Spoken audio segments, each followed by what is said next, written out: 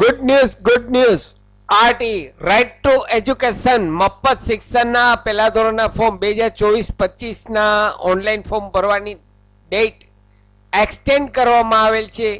તો મિત્રો આ વિડીયોને અત્યારે જ લાઈક કરશો. ચેનલ પર નવા હો તો અમારી ચેનલને સબસ્ક્રાઇબ કરી લેશો. Come to the point friends, અહીં આપ સ્ક્રીન પર જુઓ છો નોટિફિકેશન ગવર્મેન્ટ દ્વારા સરકાર દ્વારા જાહેર કરવામાં આવેલ છે. તેમની લાસ્ટ તારીખ 26 માર્ચ 2024 રાત્રિના 12 વાગ્યા સુધી હતી. 13 દિવસનો સમય આપેલ હતો, પરંતુ આ સમયગાળા દરમિયાન જાહેર રજાઓના કારણે અરજદાર શ્રીના આવકના દાખલા, જાતિના દાખલા વગેરે આધારો મેળવવામાં વિલંબ થતો હોવાને કારણે અહીં જિલ્લા કક્ષાએ અને રાજ્ય કક્ષાએ આરટી હેઠળ પ્રવેશ મેળવવા માટેની અરજીની સમય મર્યાદા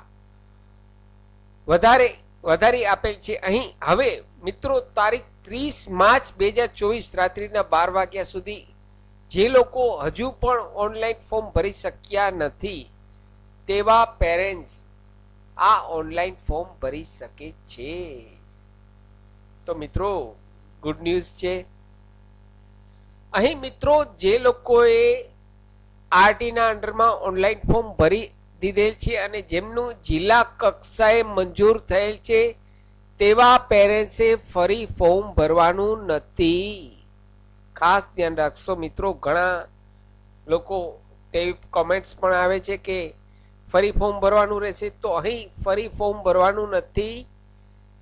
અહીં જે લોકોની જિલ્લા કક્ષાએ અરજી મંજૂર થયેલ છે, એપ્રુવ થયેલ છે, તેવો મેસેજ આવેલ છે તેવા પેરેન્ટ્સે કોઈ પણ જાતનું ઓનલાઈન ફોર્મ ભરવાનું નથી. અહીં જે પેરેન્ટ્સ હજુ ઓનલાઈન ફોર્મ ભરી શક્યા નથી આરટી ના અંડરમાં પોતાના બાળકનું, તેવા પેરેન્ટ્સ જ આ ઓનલાઈન ફોર્મ ભરી શકશે. 27 માર્ચ એટલે કે આજથી જ અહીં 26 માર્ચ ચાલુ જ છે મિત્રો ઓનલાઈન સાઇટ. અહીં 30 માર્ચ 2024 રાત્રિના 12 વાગ્યા સુધી હજુ જે લોકો બાકી છે, ધ્યાનથી મિત્રો સાંભળજો, જે લોકો બાકી છે, જે લોકો ફોર્મ ભરી શક્યા નથી તેવા પેરેન્ટ્સ જ આ ઓનલાઈન ફોર્મ ભરી શકશે.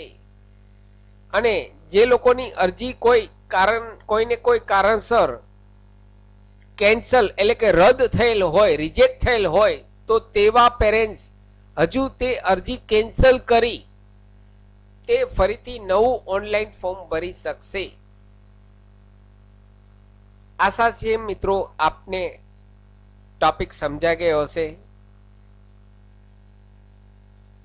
આપને આ વિડીયો ગમે હોય તો મિત્રો લાઈક કરશો. મેક્સિમમ આપના વોટ્સઅપ ગ્રુપમાં, ફેસબુકમાં આ વિડીયોની લિંક વધુને વધુ શેર કરશો.